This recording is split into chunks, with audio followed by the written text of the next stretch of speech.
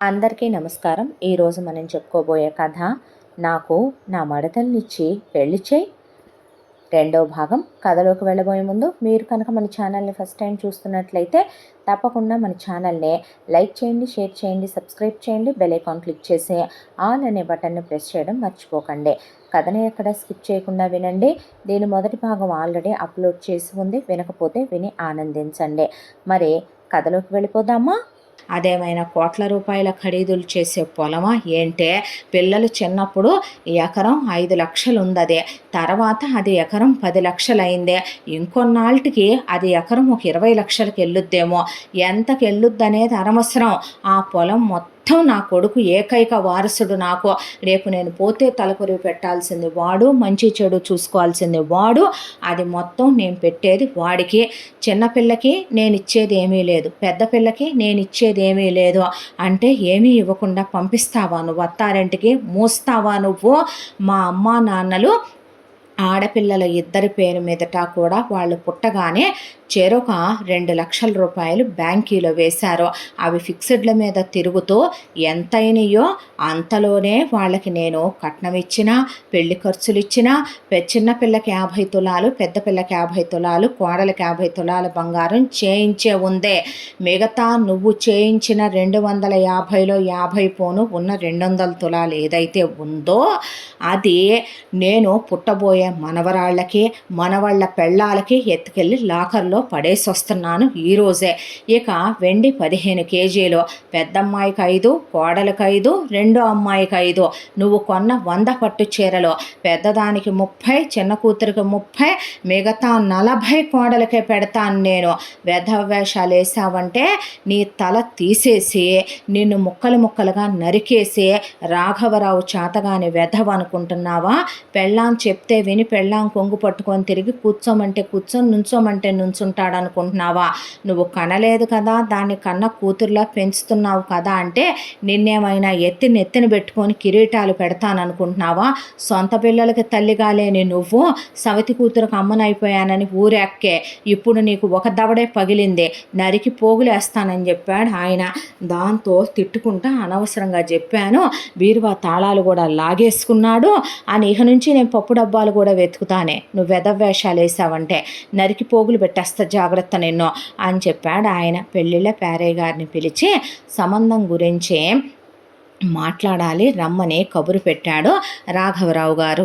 పెళ్ళిళ్ళ పేరయ్య గారు రాఘవరావు గారు రమ్మన్నారంట అని అడిగితే, రండి కూర్చోండి, మా పెద్దమ్మాయి రూపకి పెళ్లి సంబంధాలు చూడమందామని రమ్మనమన్నానండి అంటే, అదెంత పని, ఎలాంటి సంబంధం కావాలనుకుంటున్నారని రాఘవరావు గారు పేరయ్య గారు మాట్లాడుకుంటూ ఉండగా, అమ్మా నీతో నేను ఒక విషయం చెప్పాలమ్మా పెళ్లి గురించి అని రూప శకుంతలతో అంటుంటే, ఏంటో చెప్పు బంగారు తల్లి, ఎలాంటి వాడు కావాలనే కదమ్మా అని శకుంతల అడుగుతూ ఉండగానే, లోపలికి రావచ్చా అండి అని ఎవరిదో గొంతు వినపడేసరికి శకుంతలను వాగమ్మ తర్వాత మాట్లాడుకుందాం అని బయటకు వచ్చి రాఘవరావు పక్కన నుంచుందే. చూడటానికి మనిషి 6 అడుగుల పైన ఎత్తు, మంచి తలకట్టు, మీసకట్టు, పచ్చని మేని ఛాయ, చాలా అందంగా ఉన్నాడు. అతను వయసు అటు ఇటుగా ఒక 25 అలా ఉంటాయేమో. 25 కుర్రాడు. ఎంత వినయ విధేయతలతో ఉన్నాడు. చాలా ఖరీదైన బట్టలు వేసుకొని, ఖరీదైన బూట్లు చేతి వాచి పెట్టుకొని వచ్చి నుంచున్నాడు. మెళ్ళో ఇంతలా గొలుసు, చేతికి ఇంత కడియము, వేళ్ళకి పెద్ద పెద్ద ఉంగరాలు పెట్టున్నాయే. రండి బాబు, ఎవరు మీరు, ఎవరు కావాలి అని అడిగాడు రాఘవరావు. వచ్చిన తర్వాత కూర్చో నాయన అన్నాక శకుంతల వెళ్ళి మంచినీళ్ళు పట్టరా అనగానే, మంచినీళ్ళతో పాటు పెళ్ళిళ్ళ పేరయ్య గారు ఉన్నాడని చెప్పి కాఫీ టిఫిన్లు కూడా తీసుకొచ్చింది శకుంతల. తీసుకున్న తర్వాత నమస్కారం అండి అంటే, నమస్కారం బాబు అంటే, నా పేరు రాజశేఖర్, నేను ఈ ఊరి జమీందారు గారి ఏకైక వారసున్నే. మా అమ్మ నాన్నలకి నేను, మా చెల్లెలు 2 పిల్లలు. మా చెల్లెలకి వివాహం అయిపోయింది. మా చెల్లెలు భర్తకి తినాగొడవ, ఆస్తిపాస్తులు బాగానే ఉన్నాయి. అమ్మ నాన్నలు చెల్లెలకి పెట్టాల్సిందే భారీగానే పెట్టి పెళ్ళి జరిపించేశారు. ఇక చెల్లెలకి అత్తారింటికి వెళ్ళిపోయి బాధ్యతలన్నీ తీరిపోయినాయే. నేను ఈ మధ్యనే నా చదువులు పూర్తి చేసుకొని సిటీ నుండి వచ్చాను. వచ్చి నా స్నేహితుడు ఉన్నాడని నేను ఈ పక్క ఊరికే వెళ్ళాను. అక్కడ జాతర జరుగుతోంది. ఆ జాతరలో మీ అమ్మాయిని చూసి నేను ఇష్టపడ్డాను. తొలిచూపులోనే నేను ప్రేమ అని చెప్పి తన వెనకాల తిరిగి తనని గేలి చేసి ఇబ్బంది పెట్టేలాంటి మనస్తత్వం ఉన్న మగాణ్ణి కాదు. అమ్మా నాన్నలతో మాట్లాడటమే సంస్కారం అనిపించింది. అందుకే తన గురించి వివరాలన్నీ తెలుసుకొని మీ దాకా రావడానికి నాకు ఈ వారం రోజుల వ్యవధి పట్టింది. నేను మీ అమ్మాయిని ఇష్టపడుతున్నాను. మా ఇద్దరికీ పెళ్లి జరిపిస్తారా అని అడిగాడు అతను. ఇంతకీ ఎవరినై నువ్వు ఇష్టపడిందే అంటే మా నాన్నకి 2 పెళ్ళాలు. పోయిన పెళ్ళాం కూతురు అంటే మా పెద్దమ్మ ఫోటోలో ఉందే ఆమె పేరు వసుధ. ఆమె కూతురేమో ఇదిగో ఇక్కడ నుంచుందే తలుపు చాటున, అది మా అక్క రూప. నేను ఇది 2వ పెళ్ళాం మా నాన్నకి. దీని పేరు శకుంతల. దీని కూతుర్ని నేను. నా పేరు కస్తూరే. నన్ను ఇష్టపడ్డావా దాన్ని ఇష్టపడ్డావా? నువ్వు రాలేదు కదా జాతరకి. అయినా నువ్వు లంగా జాకెట్లు వేసుకున్న చిన్న పిల్లవి కదా. లంగా జాకెట్లే ఉంది, నేను వయసుకు వచ్చానులే అంటే చల్లాయ్ సారీ అన్నయ్య అనేసరికి ఏమనుకోవద్దు బాబు, అది చిన్నపిల్ల కదా తెలుసండి, నా చెల్లెల్లాంటిదే, అర్థం చేసుకున్నాను అన్న తర్వాత ఏంటో ఇంతకీ ఎవరిని ఇష్టపడ్డావు అంటే మీ పెద్దమ్మాయి రూపని అన్న తర్వాత ఏం నచ్చింది దానిలో అంత నీకు అని అడిగేసరికి చిన్నపాప నువ్వు ఆగమ్మా అనే వెల్లెళ్ళ పేరయ్య గారు అన్న తర్వాత అది కాదు పేరయ్య గారు, ఇగో నా సంచిలో 4 ఉసిరికాయలు ఉన్నాయి, తీసుకొని తిని అల్లరి చేయకూడదు, ఉప్పు కారం తెచ్చుకుంటా పంతులు గారు అని లోపలికి వెళ్ళిపోతే చెల్లి అది కాదన్నయ్య, పంతులు గారు దొడ్లో చెట్టి నేనే వచ్చేటప్పుడు తెమ్మని కబురు పంపితే నా కోసం తెచ్చాడు ఉసిరికాయలు, తీసుకుపోతే ముసలోడు బాధపడ్డు ఫో అన్న తర్వాత అంటే బాబు మీ అమ్మగారు నాన్నగారు వాళ్ళు అని రాఘవరావు అన్న తర్వాత ఉన్నది ఉన్నట్టే మొహమాటం లేకుండా మాట్లాడదామని వచ్చానండి. మా కులం ఇదే. మీ కులం మా కులం కన్నా తక్కువ అంటావా బాబు అన్నాడు రాఘవరావు. అది కాదండి, మా అమ్మ నాన్నలకి క్యాస్ట్ ఫీలింగ్ చాలా ఎక్కువ. నేను ఇప్పుడు మీ అమ్మాయిని పెళ్లి చేసుకుంటానంటే వాళ్ళు ఈ పెళ్ళికి ససేమిరా ఒప్పుకోరు. ఈ పెళ్ళి జరిగితే వాళ్ళు నన్ను కొడుగ్గా అంగీకరించరు. వెలివేసినా ఆశ్చర్యపోవాల్సిన అవసరం లేదు. ఏదో ఒక రోజుకి పిలిచి నా వాటా ఆస్తి అయితే వాళ్ళు నాకు పెడతారు. కానీ నేను మీ అమ్మాయిని తప్ప ఎవరిని పెళ్లి చేసుకోలేను. అంత ప్రేమించావా దీన్ని? ఇదిగో ఉసిరిగా తీసుకు ఉప్పు కారం పెట్టా అనేసరికి పర్లేదు నువ్వు తిను అన్నాక సరేలే నీకు ఈసారి నేను చింతకాయలు తెచ్చిస్తాలే ఊరుకో చెల్లి. అది కాదన్నయ్య అంటే నువ్వు ఇట్రా అమ్మ, తప్పు అలా మాట్లాడకూడదు పెద్దవాళ్ళు మాట్లాడేటప్పుడు అని పక్కకి లాగేశాడు ఆనంద్ కస్తూరిని. తను నాకు చాలా నచ్చింది, తన వివాహం చేసుకుంటాను. మా తాతగారు నాకు కొంత రొక్కాన్ని ఇచ్చారు చేతి ఖర్చులకని, అవి నా దగ్గర బాగానే ఉన్నాయండి.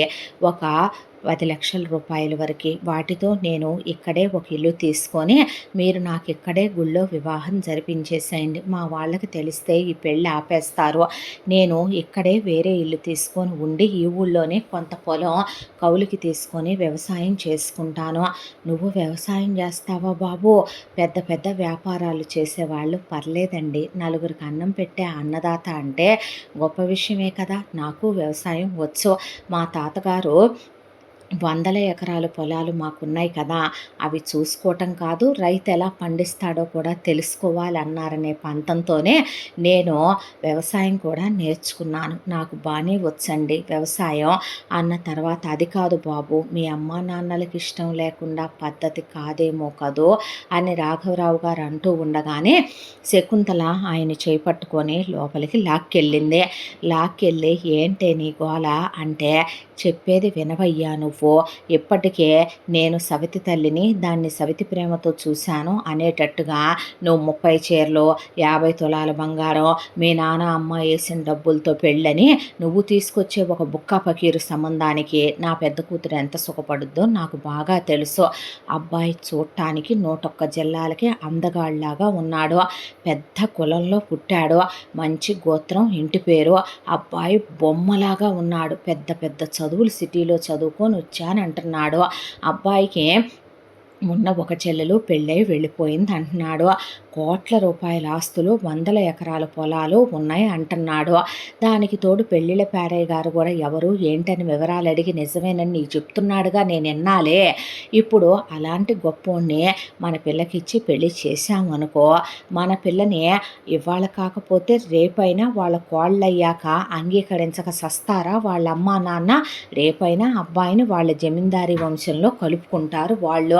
అబ్బాయి కలిస్తే అమ్మాయి కలవదా? రేపొద్దున నా కూతురు ఆ అన్ని కోట్ల రూపాయల ఆస్తులు అనుభవించి ప్యాలెస్ లాంటి ఇంట్లో ఉండే ఏసీ కారుల్లో తిరిగి సుఖపడుద్దే. అబ్బాయి అంత ఇష్టపడుతున్నానని మోజుపడి మన అమ్మాయిని అంత ఇదిగా వస్తే నేనేమంటా మా పుట్టింటికి వెళ్ళానో, ఏమంటా ఆ జాతరకి వెళ్ళి మొక్కు చెల్లించుకున్నానో, ఏమంటా నా పెద్ద కూతురికి బ్రహ్మాండమైన సంబంధం రావాలనుకున్నానో, అలాంటి మొగుడే వచ్చాడు చూసావా, మొన్న మా పుట్టింటి తీర్థానికి వెళ్ళినప్పుడే చూశానని చెబుతుంది ఆ అబ్బాయి. నీకు అర్థమైందా అన్న తర్వాత, ఆ ఊళ్ళో అబ్బాయి స్నేహితుడు ఉన్నాడని చెబుతున్నాడుగా అన్న తర్వాత, తొందరపడితే వాళ్ళ అమ్మ నాన్నలు మనం చెప్పొద్దా అని మా నాన్నరా. ఇది ఇంకా బాగుందే, మనం చెప్పొద్దని అంటున్నామా ఏంటి? ఆ అబ్బాయే కదా, వాళ్ళోళ్ళు చెబితే పెళ్ళి ఒప్పుకోరు. మనం వాళ్ళు కులం కాదు కాబట్టి మన అమ్మాయిని కోడల్ని చేసుకోరు. వాళ్ళ ఆస్తికి అంతస్తుకి హోదాకి మనం ఎన్ని కోట్లు ఇవ్వాలంటావు? అంత ఇచ్చేంత మనకి ఎటు లేదు కదా, బుక్కా పకీరు మంద కదా మనము. ఏంటి వాగుడు ఎక్కువ అవుతుంది? నిజమే కదవయ్యా, నువ్వు ఎంత ఇస్తావు? మహా అయితే ఓ 10 లక్షలు ముట్ట చెబుతావా? మరి అబ్బాయి కానీ కట్నం అక్కర్లేదని నా కూతురు అందం చూసి, నా కూతుర్ని నేను పెంచిన పెంపకం చూసి, శిల్పాన్ని చెక్కినట్టు ఉండే నా కూతురు వంపు సొంపులు చూసి ఎత్తుక్కుంటా వచ్చాడు ఇల్లు. అలాంటిది నా కూతురు చదువరి డిగ్రీ చదువుకుంది, నా కూతురు అందగత్తె, నా కూతురు నోరెత్తి మాట్లాడదు, సౌకుమార్యవంతురాలు, అంతఃపురంలో యువరాణి. అలాంటి దానికి మహారాజే వస్తాడు మరి, కాబట్టే వచ్చాడు. ఇచ్చి చేసేద్దాం, పిల్ల సుఖపడుద్ది. నువ్వింకేం మాట్లాడు మాకు. ఏమన్నా మాట్లాడావంటే పోయిన నీ మొదటి పెళ్ళాం మీదొట్టు అనేసరికి ఆయన ఒక క్షణం ఏం మాట్లాడాల. ఇదంతా వింటున్న ఆనందో మౌనంగా ఉన్నాడు. ఆ తర్వాత ఇక సరే బాబు నీ ఇష్టం అన్న తర్వాత పెళ్ళిళ్ళ పేరయ్య గారిని వెంటనే ముహూర్తం పెట్టరు అని అడిగాడు రాజశేఖరు. అడిగిన తర్వాత ముహూర్తం పెట్టి అదే రోజున నిశ్చయితాంబూలాలు వారం తిరిగేసరికి రూపకి రాజశేఖర్కి పెళ్ళైపోయి శోభనాలు కూడా జరిగిపోయినాయి. ఆ తర్వాత వేరు కాపురం పెట్టుకుంటామని రాజశేఖర్ అంటే, కాదు కూడదు, మా ఇంట్లోనే ఉండాలి, వేరు కాపురం ఉంటానంటే నేను అస్సలు ఒప్పుకోను అని శకుంతల, నీకు ఈ ఊరేం తెలుసు బాబు, ఈ ఊళ్ళో మనుషులేం తెలుసు, నా పెద్ద కూతురికి పొయ్యలిగిచ్చడం కూడా రాదు, కొత్తగా పెళ్ళైన వాళ్ళు మీరే సుఖంగా ఉండాలి, అన్యోన్యంగా ఉండాలి, వేరు కాపురాలు పెట్టుకోవటం ఏంటి, మీ మామయ్యని అడిగితే పొలం ఇప్పిస్తాడులే, నువ్వు వ్యవసాయం చేసుకోవటానికి భలేవాడివే, వేరే వెళ్తానంటే నన్ను చంపు తిన్నంత ఒట్టు ఇక్కడే ఉండాలని కూతుర్ని అల్లుడిని ఇల్లరికం ఇక్కడే ఉంచేసింది శకుంతల. ఆ తర్వాత ఈ విషయం తెలిసిన రాజశేఖర్ వాళ్ళ అమ్మ నాన్న చెల్లెలు భర్త వాళ్ళ వైపున చుట్టాలు బంధువులు వచ్చి రాఘవరావు మీద పడ్డారు. ఈ కులంగాని దాన్న నువ్వు చేసుకునేది అసలేముందరా, వీళ్ళకి నెత్తి మీద పావలా పెడితే నాకు చెల్లుతారా, ఉంపుడు గత్తెలుగా కూడా వనికిరావు ఇలాంటివి, అలాంటి వాటిని నువ్వు చేసుకుంటావా, ఇదేమైనా ఆకాశంలోంచి దిగొచ్చిన రంభ అనుకుంటున్నావా, ఏం నచ్చిందిరా దీనిలో నీకు అసలు, ఇదేమైనా అందగత్తె, ప్రేమించానంటవేంట్రా, ప్రేమిస్తే అయిపోయింది కదా, ఎంతో లెక్కగట్టమను, పడేద్దాం వీళ్ళకి, నోరు మూసుకొని పద అనేసరికి పిచ్చి పిచ్చిగా మాట్లాడొద్దమ్మా, నువ్వు కూడా ఒక ఆడపిల్లని కన్న తల్లినని మర్చిపోయి చాలా ఎక్కువ మాట్లాడేశావు. ఇప్పటికే చావైనా బ్రతుకైనా తన్ని పెళ్లి చేసుకున్నందుకు, తన్ను ప్రేమించినందుకు, తనతోనే నా జీవితం అంటే ఇహ నుంచి నువ్వు మా కొడుకు కాదు పొయ్యామనుకోవాల్సి వస్తుంది. పర్లేదమ్మా, నా రాతి ఇంతే అనుకుంటాను అన్నాక ఇదేం బాగుపడుద్ది, నువ్వేం బాగుపడతావులే అని వాళ్ళు శాపనార్థాలు పెట్టి వెళుతూ ఉండగా రాజశేఖర్ తండ్రి, ఎందుకు తీసుకున్నావు రాజా ఇలాంటి నిర్ణయం, నీకు ఆ అమ్మాయి ఎలా తగిన భార్య అనిపించింది చెప్పు, మనం ఒకళ్ళని వివాహం చేసుకోవాలంటే ఎంత చూసుకోవాలి, అమ్మాయి వాళ్ళ పుట్టుపూర్వత్రాలు ఏంటి, మంచి చెడు ఏంటి, అమ్మాయి గురించి ఎంక్వైరీ చేయటం ఏంటి, కులగోత్రాలేంటి, కట్న కానుకలేంటి, పరువు ప్రతిష్టలేంటి, ఎన్ని చూసుకొని ఒక అమ్మాయిని కోడలుగా తెచ్చుకుంటాం. అన్నీ చూసేగా నాన్నగారు మీరు అమ్మని తెచ్చుకున్నారు. మరి ఎందుకు అమ్మ మీరు ఎప్పుడూ ఒక మాట మీద ఉండరు అనేపాటికి ఆయనే మాట్లాడలేకపోయాడు. చూడండి నాన్న, భార్యాభర్తలంటే కలిసి నడవాలి. అమ్మ మీతో ఎప్పుడూ నడవదు, కానీ నా భార్య నాతో కలిసి నడుసుద్దే. మీ ఆస్తిపాస్తులు మీరు నాకు ఇవ్వకపోయినా నేను తనతో ఇక్కడ వ్యవసాయం చేసుకుంటానైనా ఆనందంగానే బ్రతకగలను. ఒక మనిషి బ్రతకటానికి ఎంత కావాలో అంత తాతగారు ఇచ్చిన దాంతో నేను బ్రతికించుకోగలను నా భార్యను అనేసరికి, వాడు పోయాడు అనుకోమన్నాడు కదవయ్యా, నువ్వు పద అని ఆయన మాట్లాడుతున్నా ఆపకుండా తీసుకొని వెళ్ళిపోయింది రాజశేఖర్ వాళ్ళమ్మ వాళ్ళ నాన్నని. చెల్లెలు వాళ్ళు తిట్టుకుంటూ వెళ్ళిపోయారు. ఆ తర్వాత పీడ విరగడైపోయింది. దరిద్రపు మంద ఇవాళ రేపు ఈ ముసలోడు పోతే బాగుండు, మహా అయితే ఇంకో 5 ఏళ్లకు 10 ఏళ్లకు పోరంట్లేమ్మా రూప, వాళ్ళు పోయిన తర్వాత అయినా మొత్తం మీకే అప్పు లేవే, అప్పుడైనా నేను మీతో పాటే వస్తాను, శుభ్రంగా అక్కడ సుఖపడదుగానిలేమ్మా, నీకు నేను తోడుగా ఉంటాను అని వాళ్ళు వెళ్ళిపోయారు. పీడ పోయిందని కూతురికి ధైర్యం చెప్పింది శకుంతల.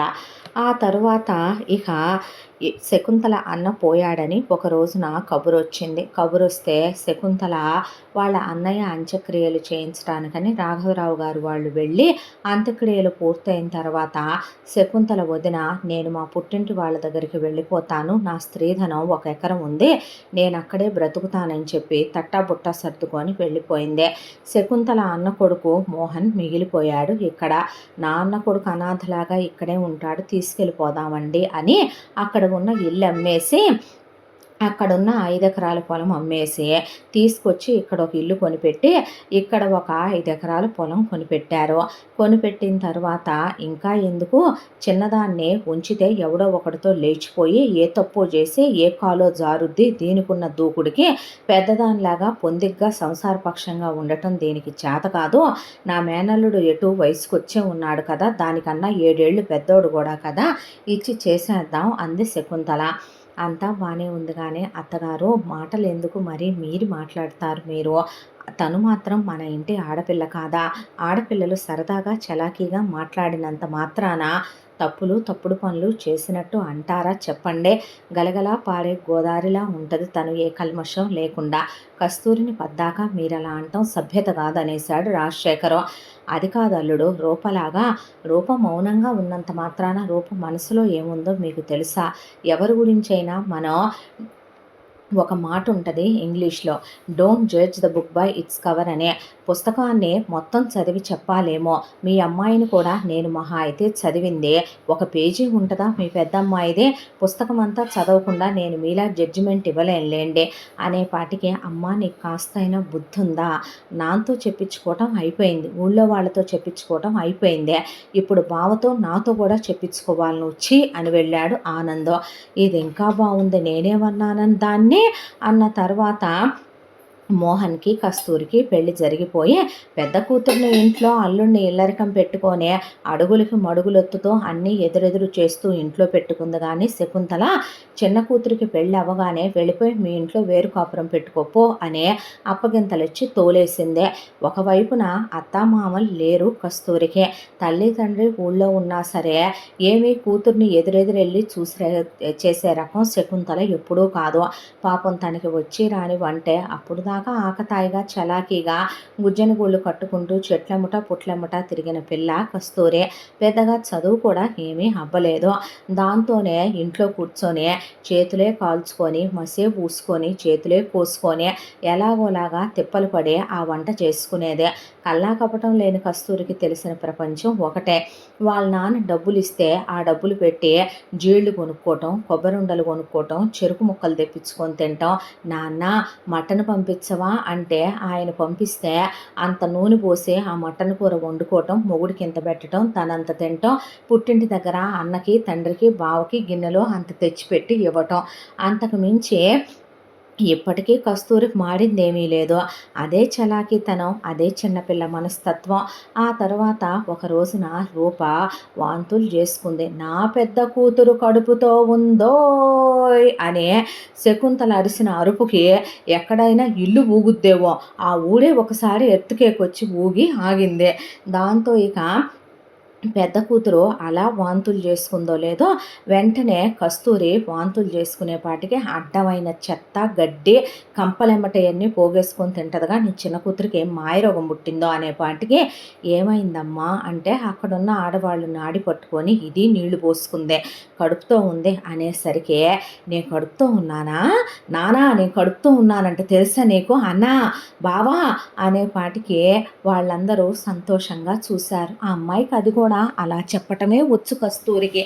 ఆ తరువాత కూతుళ్ళిద్దరిని ఆయన మాత్రం సమానంగానే చూసుకొని పాపం మరదలని ఏది తీసుకొచ్చిన రాజశేఖరు తన భార్యతో పాటు తెచ్చే ఆనందు చెల్లెలు కడుపుతో ఉందని సమానంగా తీసుకొచ్చి పెట్టేవాడు ఇద్దరికి కూడాను. ఈలోపు ఆనంద్కి ఇక డిగ్రీ అయిపోయిందనే దాంతో వీళ్ళు ఒక పెళ్లి సంబంధం చూసుకోవటానికి వెళ్తే శకుంతల కట్నాలు లేవు, కానుకలు లేవు, ఏంది దీన్ని చూసావు అనేపాటికి అమ్మాయి పేరు కళ్యాణి, చూడటానికి చక్కగా ఉంటుంది. వాళ్ళు ఒక 50 తులాల బంగారం, అమ్మాయి మేనమామలు ముగ్గురు తలా ఒక 10 తులాలు, పుట్టింటి వాళ్ళు 10 తులాలు, అమ్మాయి వాళ్ళ తాత నానమ్మలు అమ్మమ్మలు కలిపి ఓ 10 తులాలు, ఒక 50 తులాలు బంగారం పెడతామని పెళ్లి ఖర్చులు పెట్టుకొని పెళ్లి చేస్తాం, కట్నాలు ఇవ్వలేమని చెప్తే రాఘవరావు గారికి కోడలు అణకువ నచ్చిందే.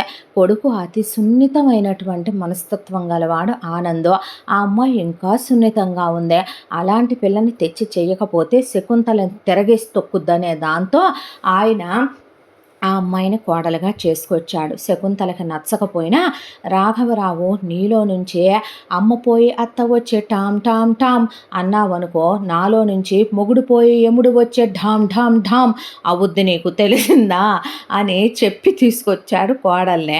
తీసుకొచ్చిన తర్వాత ఇలా వీళ్ళిద్దరికీ సీమంతాలనుకుంటుంటే దానికేం నాకు సంబంధం లేదు, నా పెద్ద కూతురికి చేసుకోవాలంటే ఏం మాట్లాడుతున్నారు అత్తయ్య సంస్కారం లేకుండా మీరు అని రాజశేఖర్ అడిగే పాటికి ఇక దాని మాటలకి ఏమొచ్చిందిలయ్యా పనికి మాలింది, మొదటి నుంచి ఇంట్లో ఆడామగ అన్నీ నేనే అయి చూసుకోవాలని. ఆ తర్వాత పెద్ద కూతురికి అనే సీమంతం గ్రాండ్గా ఈవిడ మొదలు పెట్టిస్తే అక్కడే చిన్నమ్మాయిని కూడా కూర్చోబెట్టి సీమంతం వేడుకలు పూర్తి చేయించాడు రాఘవరావు. ఇద్దరూ ఒకేసారి కడుపుతో ఉంటామో ఏమో కానీ ఒక రోజున బయట గాలి వర్షం తుఫాను మొదలైన అదే టైంకి ఆవకాయ పచ్చడి వేడి వేడిగా కలిపితే బాగుందని ఎంత పచ్చడి వేసుకొని తినేసింది కస్తూరి. కస్తూరి తింటంటే నోట్లో నీళ్లు ఊరినాయని రూప కూడా తినేసేపాటికి దెబ్బెమ్మటి ఇద్దరికి నొప్పులు వచ్చి అడ్డం పడిపోయారు. ఇద్దరికి ఒకేసారి నొప్పులు వస్తున్నాయి కాబట్టి వెళ్ళి కారు తెద్దాం పక్కూరికని ఒకవైపున ఆనందు, ఒకవైపున రాజశేఖర్, ఒకవైపున రాఘవరావు కలిసి వెళ్ళారు. వీళ్ళు తిరిగి వచ్చేపాటికే నొప్పులు ఎక్కువైపోతున్నాయి. శకుంతలమ్మ ఇలాగే అయితే గనక బిడ్డడ్డం తిరిగితే ఎట్టాగానే ఊళ్ళో ఆడోళ్ళు అనేపాటికి వెంటనే మేనల్లుండి ఒరే మోహన్ ఇటు రమ్మనమంటే చెప్పత్తా అనేసరికి అక్కడ ఒకళ్ళది ట్రక్ ఉంటే మాట్లాడి ఆ ట్రక్ మీద బల్లలేయించేసి ఇక కూతుళ్ళిద్దరిని పడుకోబెట్టి కోడల్ని అమ్మాయి మీ మామయ్య నీ మొగుడు దీని మొగుడు వస్తే గనక సిటీ హాస్పిటల్కి తీసుకెళ్ళానని చెప్పు అన్న తర్వాత అలాగే నత్తయ్య చెప్తానంది కళ్యాణి. ఆ తర్వాత అలా మోహను ట్రాక్టర్ తోలరా నువ్వు అని చెప్పేసరికి ఊళ్ళో వాళ్ళు తాళాలు ఇచ్చేశారు.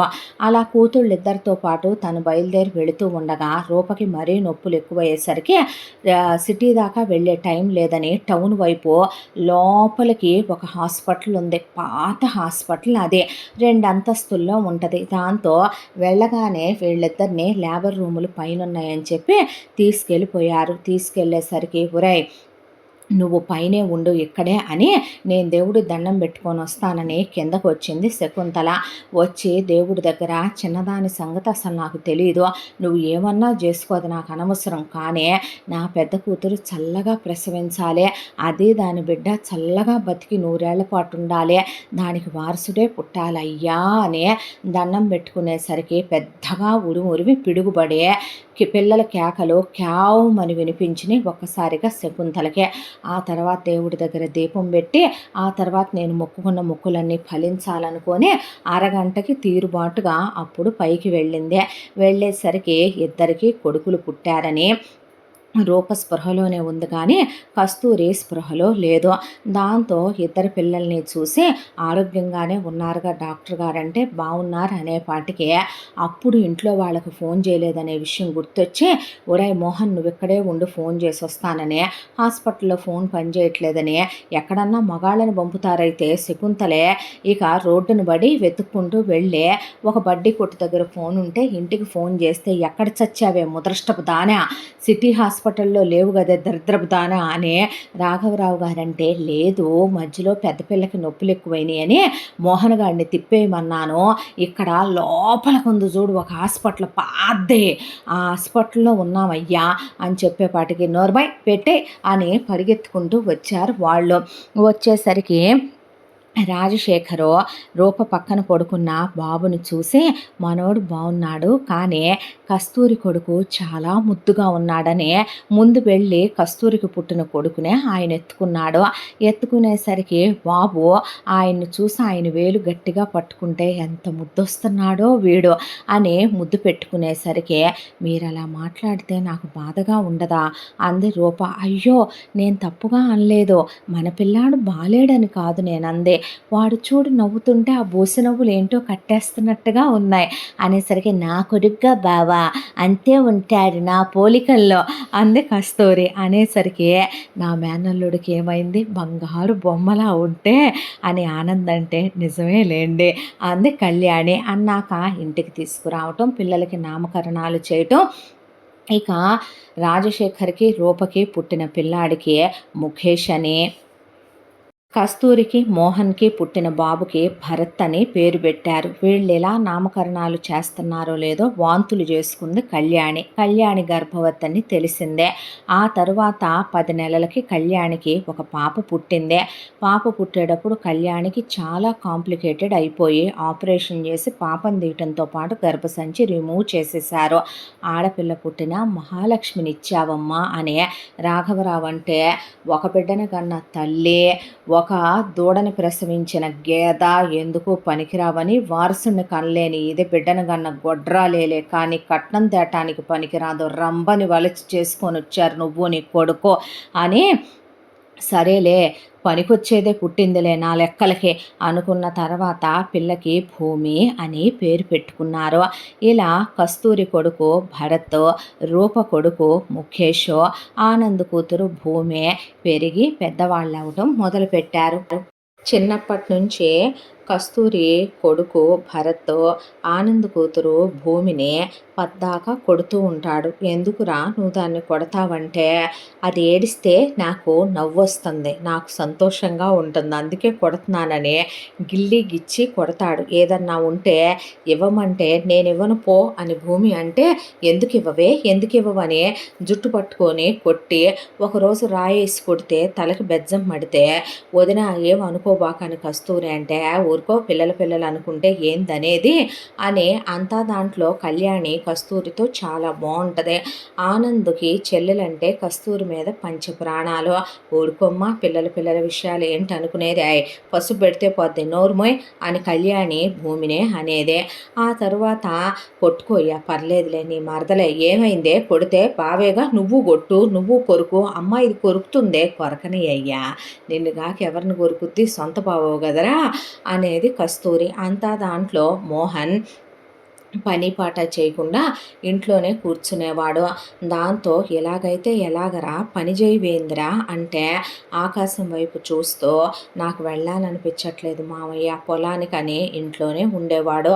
అంతా దాంట్లో ఆనందే ఒకవైపున మోహన్ వాళ్ళ 5 ఎకరాల పొలం కూడా మేదేసుకొని దాన్ని కూడా కౌలు చేసి పంట చెల్లెలికి పోసేవాడు ఆనంద్. అంతా దాంట్లో ఎవరూ పట్టించుకోకపోయినా రాఘవరావు గారు ఆనంద్ గురించి ఆలోచిస్తూ ఉండేవారు. కొడుకు కోడలు మంచివాళ్ళు కాబట్టి సరిపోయిందే.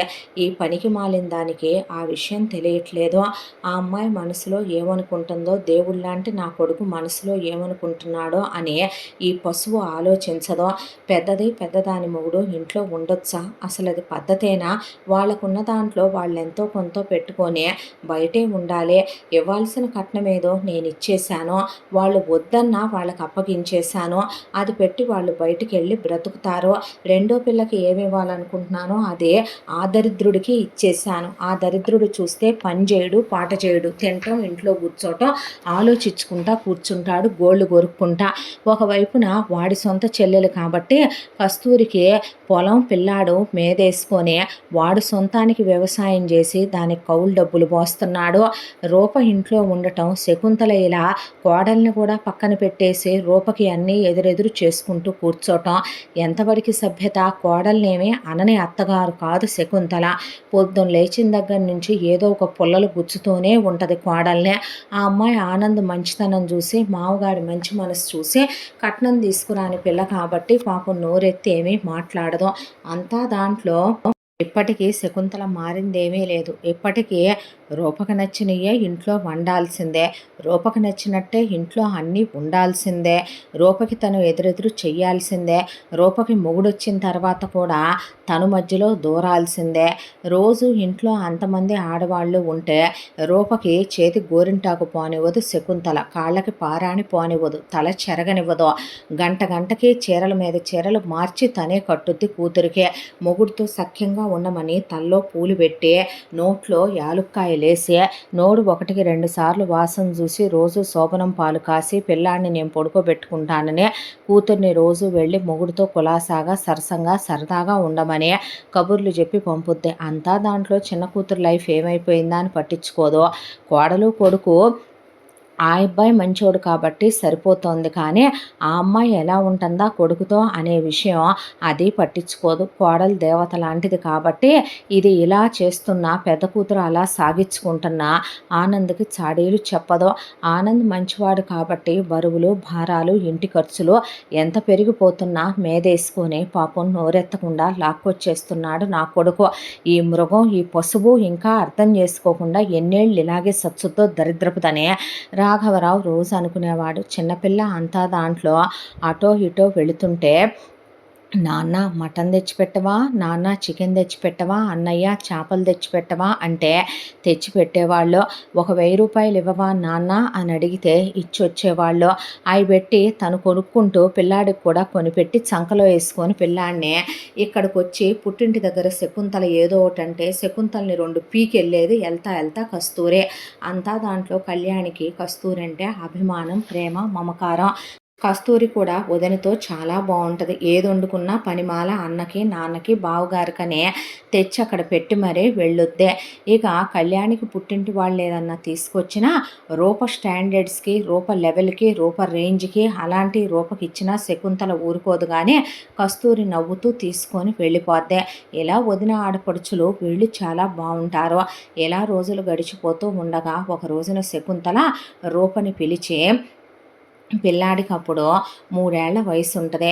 3 ఏళ్ళు అయిపోయింది, ఒకళ్ళనే కన్నావు, ఇంకొకళ్ళనే కనవా ఏంటమ్మా? మళ్ళీ అల్లుడితో నువ్వు సంతోషంగా ఉండు. పొలాన నేను మొన్న మీ నాన్నని మీ అన్నయ్యని పోరి గుడిసేయించాను. మెత్తగా ఆ గుడిసెలో చెత్త వేయించాను, ఒక మంచం దుప్పట్లు కూడా పెట్టించాను.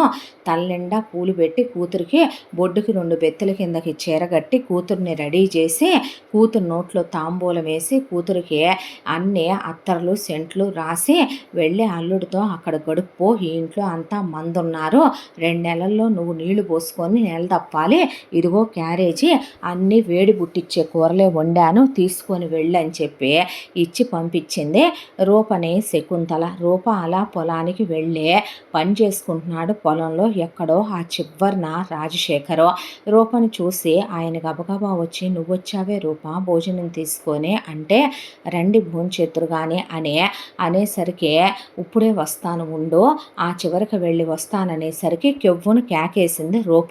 పంపు సెట్టు దగ్గర ఉన్న ఆయన పరిగెత్తుకుంటూ వచ్చేసరికి ఒక్కసారే ఒక 2-3 పాములు రూప వైపు పరిగెత్తుకొస్తుంటే పాములు ఎలా వచ్చాయి అంటే పుట్ట మీద రాయేశాను అనేపాటికి పిచ్చి పనులు ఎందుకు చేశావో, పాము ఉంటుందా లేదా చూద్దామనండి అనేపాటికి ఆయన భార్యను కాపాడదామని వెనక్కి తోసేసేసరికి రూపని ఆయన్ని కాటేసింది ఒక పాము. ఆ తర్వాత రూపే రాయేసిందని పాములు గుర్తుపట్టినయో ఏమో కానీ రూప వెంట పడ్డాయి 2 పాములు. ఇక రూప పరిగెత్తి పరిగెత్తి పరిగెత్తి ఒక దగ్గరికి వెళ్ళేపాటికి గట్టు తగిలి పడబోతూ ఉండగా మోహన్ బావా అని పిలిస్తే మోహన్ పరిగెత్తుకుంటూ ఒకవైపున, ఆనంద్ ఒకవైపున, రాఘవరావు ఒకవైపున వచ్చేలోపే రూపని మరొక పాము కాటేసింది.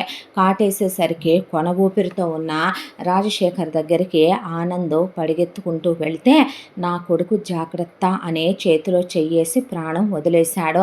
ఆ తర్వాత రూప దగ్గరికి మోహన్ పరిగెత్తుకెళ్తే పిల్లాడిని బాగా పెంచు బావా అని చెప్పి వదిలేసిందే.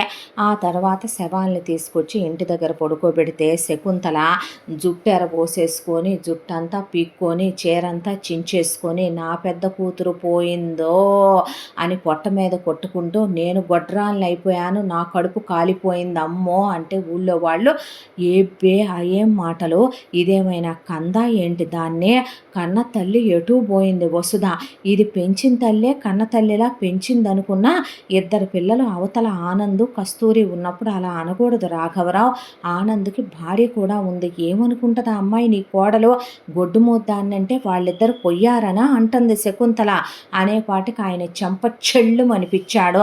ఆ తర్వాత తలకొరువుల కార్యక్రమాలు అయిపోయినాయి.